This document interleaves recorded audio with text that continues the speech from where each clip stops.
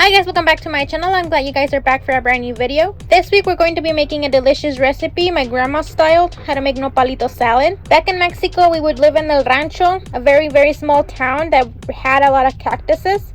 Normally on our walks, we would pick these cactuses and bring them home and make a salad together. It's a little bit of the combination of how she used to make it, and then I added some of the ingredients myself. It's a very easy, simple recipe, so let's get started with the video. But before we do, I just want to remind you to please subscribe to our channel. We have reached 1,000 subscribers. I know we can make it. Let's get it on for 2,000. For those of you that have been with me from the beginning, I really appreciate it. There's a couple of you that I do see your messages every single day that I upload a video. I see your likes. So without anything else to add, let's get on with the video. For this recipe, we're going to be needing a little bunch of cilantro, a little bit of mint, hierba buena, 1 avocado, half an onion, 5 Roma tomatoes, about 1.5 to 2 pounds of nopalitos, chicharrón, this is going to be pork skin, queso panela, you can make your own queso. I have the recipe on how to make your own queso here on our channel. Chile serrano, chile jalapeño, or chile habanero, whichever one you have available. 2 garlic cloves, a little bit of salt.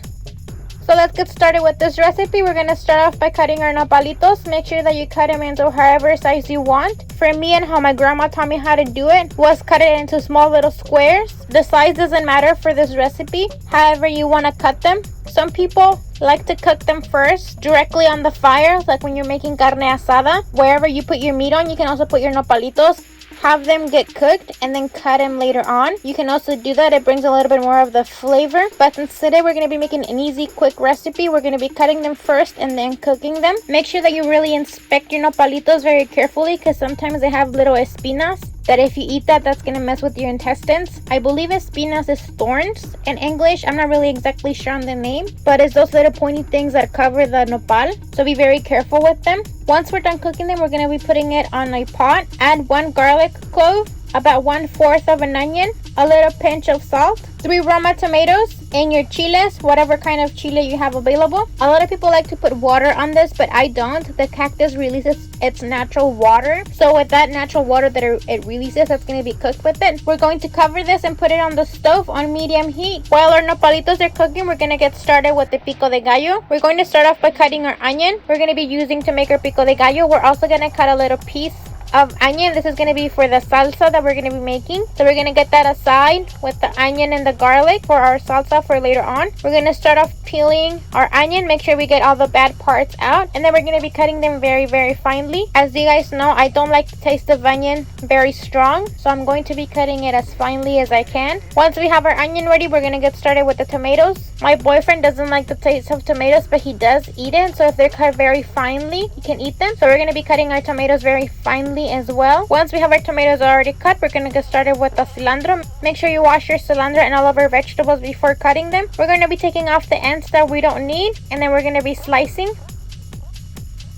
For our hierba buena, our mint, we're going to take off the leaves, and we're not going to use the stem, just the leaves. I bought these little pre-packaged mints that they sell at HEB. I believe the package said 2 ounces of mint, hierba buena. So I'm going to be using about half an ounce to be blending in my salsa with. The rest of the hierba buena, I'm going to be cutting it into my pico de gallo. So I'm going to be setting aside about 0.5 ounces of the hierba buena to be using it with my salsa with the onion and the garlic. Now that we have our pico de gallo ready, let's see how our nopalitos are going. They have been on the stove for about 5 minutes. We're going to check on them. As you can see, half of them are already cooked and it's starting to release its natural water. We're going to cover this up again and let it boil. About 10 minutes later, on medium to low heat, the nopalitos have been cooked. I'm going to remove the tomatoes since they're already cooked, and that's what I'm going to be using for my salsa. I'm also going to be removing the chile habanero, and I'm going to be adding it to my blender. This right here, the nopalitos, they are already cooked. You can go ahead and turn off the heat if you want, but what I like to do is I like the water to be completely evaporated so that my nopalitos get a little bit of that asada flavor on them. While the water is evaporating, it kind of sticks to the bottom of the pan and it gets this little crunchy of asada on it. But if you want, you can just go ahead and turn off your stove, drain the little bit of water that it has in here, and you're ready to go. I'm gonna cover this back up again, and I'm gonna let it be here for like another 5 minutes on high heat. In the meanwhile, I'm gonna be making my salsa. On the blender, I already have my tomatoes and my habanero. I'm gonna be adding my hierba buena, onion, and garlic. I'm going to be covering this and blending it on the pulse button. You don't want this to be very blended. You just want it like into little chunks. Don't forget to add a little bit of salt. This is how my salsa looks at the end. 2 minutes later, I ended up taking off the lid so it'll be easier for the water to evaporate. Once the nopalitos are like this and there is no more water, you're gonna kind of saute without adding any oil. You're just gonna saute a little bit. We're gonna remove the onion and the garlic, and once you see that it doesn't have any more water and your nopalitos are starting to stick to your pan, you're gonna turn off the heat and you're gonna remove them from here. We're gonna go directly into our pico de gallo that we have already chopped.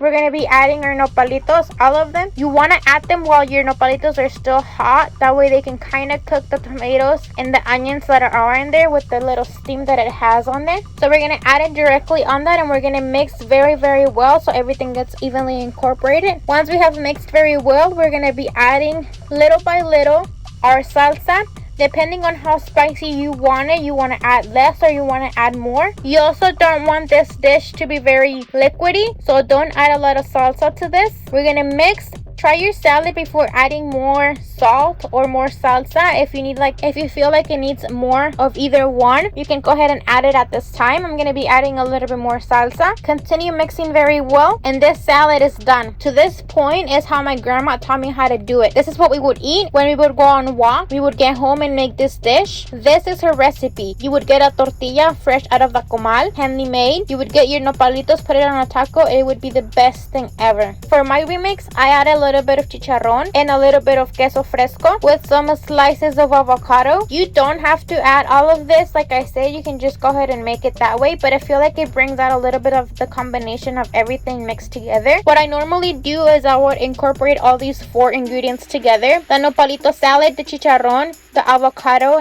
and the queso fresco into one taco. If you make this dish, you definitely should try it this way. Combine all 4 things together, and I promise you it's going to be the best thing ever. If you don't like it, just go ahead and do the nopalitos by itself. This can also be vegan if you don't use the chicharrón and the queso fresco for an addings. The nopalitos itself is very vegan, very vegetarian. And this is the end result for our recipe. Like I said, it's a very easy, simple recipe that it literally took me like 20 minutes to make in total. And that's from cutting the vegetables and cooking our nopalitos. This could be served as a side, or if you incorporate the chicharrón, the queso fresco, and the avocado, it can be turned into like a dish, so you can make it into tacos. If you want it more like a side, just use the nopalitos by themselves. Cut a little bit of the queso fresco and then the avocado. Mix it into your salad, but don't over mix it to where it becomes like guacamole. Just mix it very lightly, and you can serve this as a side for your carne asada. It's a very refreshing recipe, so I hope you guys enjoy it. Don't forget to give it a big thumbs up if you liked it. Share with your friends if you loved it. Comment down below what other recipes you would want me to make next. If you recreate this recipe, don't forget to tag me on my Instagram page. I will leave the link down below. Subscribe to our channel so you can be part of our family. Turn on your notification bell so you can be notified every time that we upload a video. And you guys, we made it to 1,000 subscribers. I know we can make it to 2,000 subscribers, so please share and subscribe, and we'll see you guys next week with a brand new recipe. Bye.